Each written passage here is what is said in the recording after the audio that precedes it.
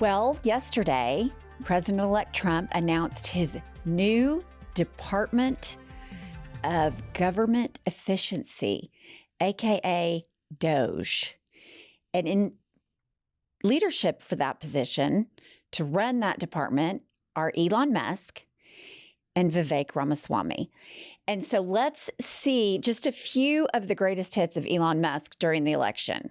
Is the only reason we can now send American astronauts into space. Come here. I'm not just MAGA. I'm dark, gothic MAGA.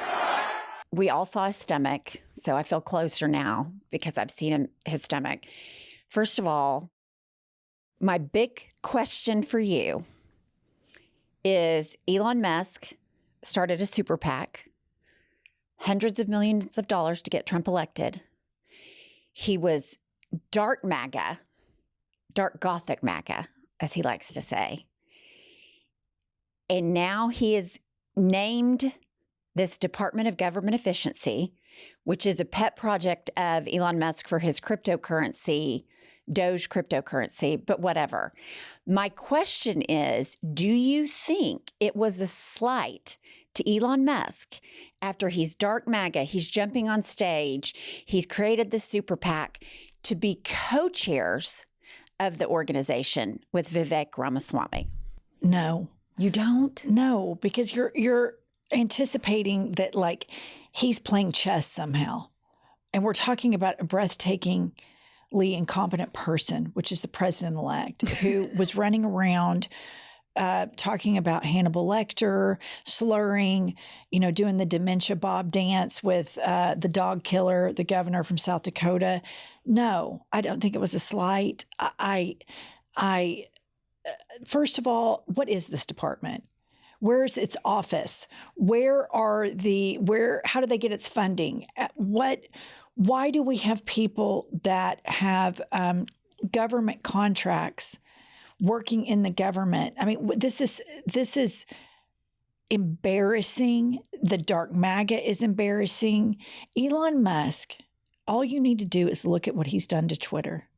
It is a complete dumpster fire. He has driven it into the ground. And now he wants to threaten advertisers. And these people are supposed to be free market capitalists. Threaten them that they must by law advertise with him. That's the antithesis of what all of these blowhard Republicans run around saying all the time. We got to free markets. So, I mean, I don't even know which way is up or down. But right. I mean, do I think Trump made some chess move? No, I don't think he's smart enough to do that. You don't think the narcissistic part of him took over and he wanted to give him a slight? Because also, one thing when I was reading, which to answer your question, the Department of Government Efficiency is to curb government bureaucracy, which just kind of cracks me up coming from Elon Musk, who is the benefit of so much government bureaucracy because of rebates and things like that with the electric cars. But I was surprised to learn that they don't have any enforcement power. It's recommendations. So between the time that Trump is sworn in through July of 26, so those 18 months roughly, he is supposed to give recommendations together with Vivek Ramaswamy on how to make the government more efficient. So there's no enforcement power in that department yet. And I've not heard anything on who's funding it, where are they going to office? Is it going to be laptops off Twitter? I mean, I don't know. I found it interesting that he co-chaired him with Vivek Ramaswamy, who's not a billionaire. And we know Trump loves a billionaire. I think you're giving like too much credit that somehow he's giving Elon Musk a slight. I mean, when he doesn't like somebody, he's pretty pointed about it. This is not somebody who can exercise self-control at will. You know what I mean? I mean, this is a guy who literally during 2016 to 2020 was the most powerful man in the world. And he had the biggest temper tantrum. And he invited all of his cult followers to come so they could take shits in the Capitol, beat up and kill cops. I mean, I think that the Elon Musk Trump thing is going to backfire spectacularly because there's too many egos. My personal theory on it is Trump wants to be as rich as Elon. Elon wants to be president. And so there's going to be some sort of internal thing going on there. And we had Michael Cohen on our podcast.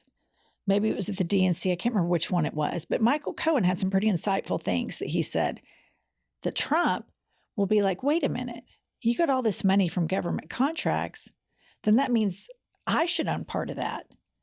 And that's how Trump thinks.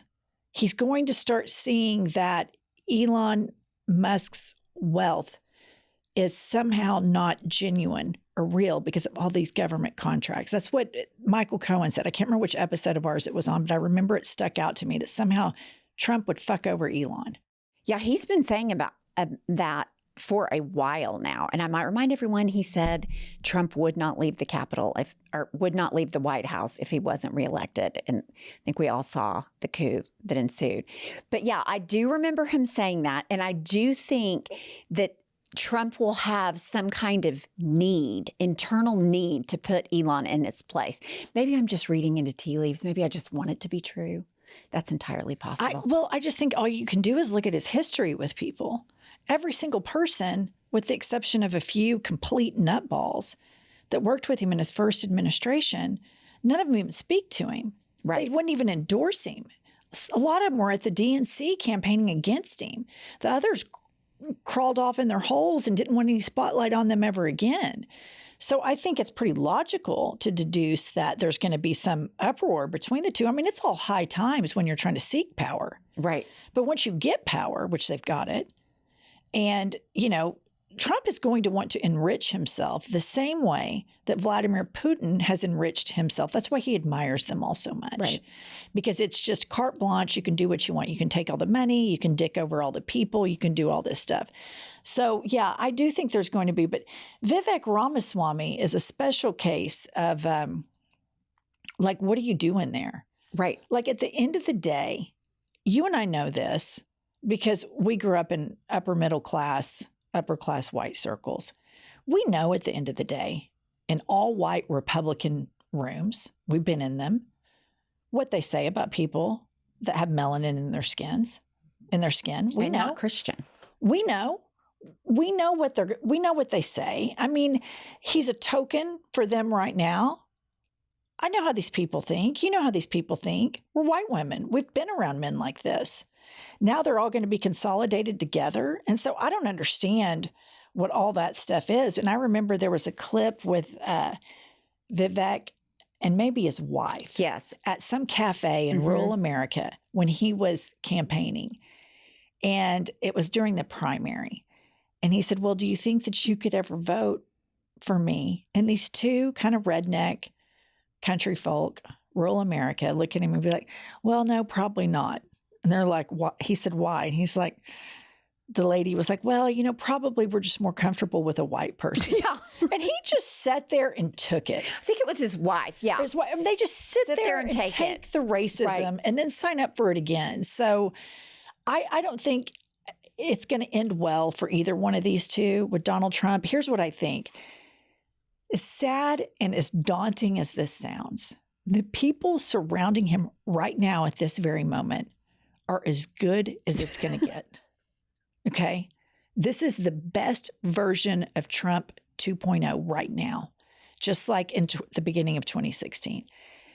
They're going to start falling off, and then the clown car is going to ensue, and then everybody's going to be at Four Seasons Total Landscaping with hair dye dripping down their face. Right.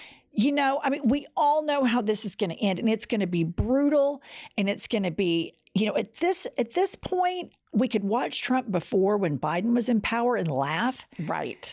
This time, it's just going to be like, oh, Jesus Christ. I mean, it's just going to be brutal, but it's coming because the people, this is as good as it's going to get right now. It's going to get worse. The clown car it's going to happen. Susie Wiles, how long do you think she's going to make it? Oh, I would say 8 to 10 months. What do you give it? Yeah, I'd say 12 months or less. And she's gone. Because what will happen is they all know at nighttime, Trump is like a high school teenager and he likes to get on the phone and psycho-dial his friends. And all of the crazy sycophants are going to know that. The Steve Bannons, the Kash Patels, they're going to start calling him and they're going to know, hey, Susie said such and such behind your back. Yeah. And they'll start sowing doubt. And they know exactly, because he's so manipulatable that you just some superficial flattery, which he falls prey to very easily, and then a little bit of gossip, and the craziest of the crazies are going to be in there. Yeah, I hadn't thought about that until just now. I mean, I envisioned that we'd have a huge turnover in the White House again with the cabinet and all that. But yeah, that's a very fine point to put on it. It's quite depressing. Well, think about this. Don Jr. is spearheading the appointments and the nominees right now. And he said, I want to make sure that anybody that we nominate is not smarter than Donald Trump. I want to make sure that Donald Trump is the smartest man in the room. That was the goal. So when you think about how breathtaking that is and what a low bar that is, think about the people that made this first round. The bench team we're talking about that's lying in the wake is going to be the biggest shit show this country has ever seen. And I just hope we can get to 2 years and that people go, oh shit, I forgot. I did have Trump amnesia. I totally forgot because I was too busy on TikTok to pay attention to what the hell was going on. He is a nightmare. We've got to vote blue up and down the ballot, and that there is a huge resistance that comes in.